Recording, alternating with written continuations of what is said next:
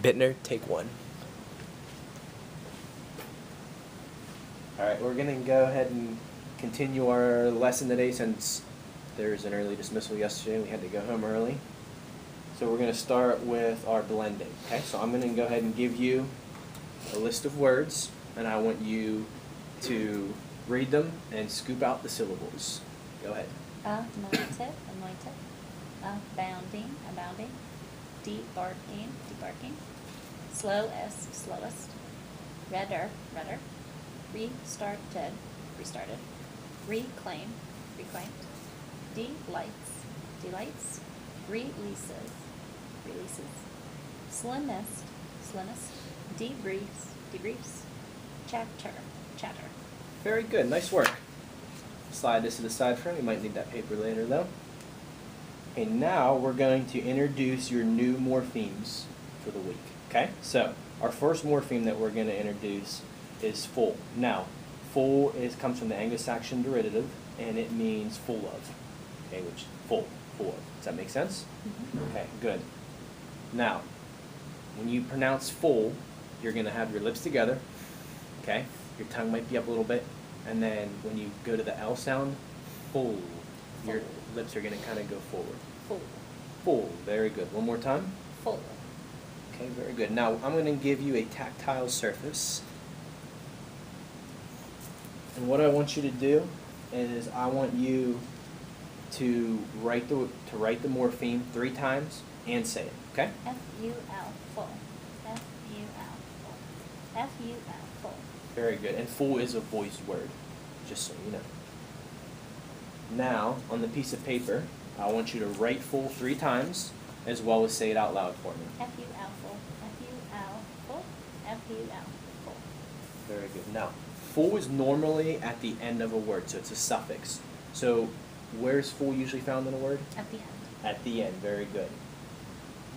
Next thing that we're going to do is I'm going to go over a list of words for you that has our new morpheme in it, so you just need to read the ones that I point to, okay? Ungrateful. Delightful. Unhelpful. Very good. Now, I want you to finger spell each of these words, so take your time. Let's start at the top.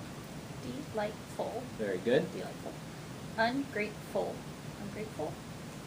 Unhelpful. Unhelpful. Okay, now, we're going to think of a key word to help us remember this morpheme, okay?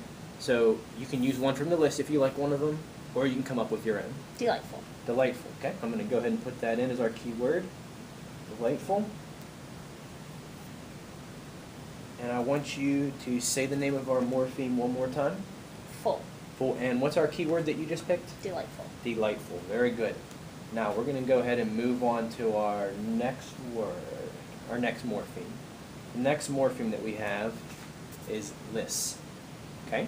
So say lis for me. Lis. Lis. So you're going to start out with your tongue kind of up for the L. Lis. Lis. And then end by pushing air out through your lips. Lis. Okay? Very good. Now, this is also a voiced word. It's also Anglo-Saxon, and the meaning is without. So if you list something, you don't have it. Okay? It means without. And it's also an adjective.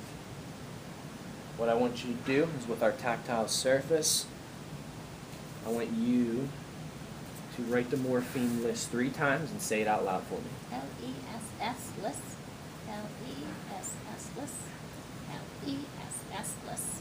Okay, very good. Now I want you to write it 3 times here on the paper and say it out loud. L-E-S-S, lis. L-E-S-S, lis. L-E-S-S, lis. Okay, very good. Now, lis is also usually found at the end of a word, so we call it a suffix. Very good. So is lis usually found beginning, middle, or end of a word? End. And because it's at the end, we call it a Suffix. Very good. I'm going to give you this list and just read the words that I point to, okay? Relentless. Relentless, good. Sleeveless. Sleeveless, good. Breathless. Breathless, very good. All right, now what I want you to do is I want you to finger spell each of those 3 words with me, okay? Relentless. Relentless. Sleeveless. Sleeveless. Breathless. Breathless. Very good. Now, I want you to think of a keyword. So you can pick one from the list if you can't think of any, or you can give me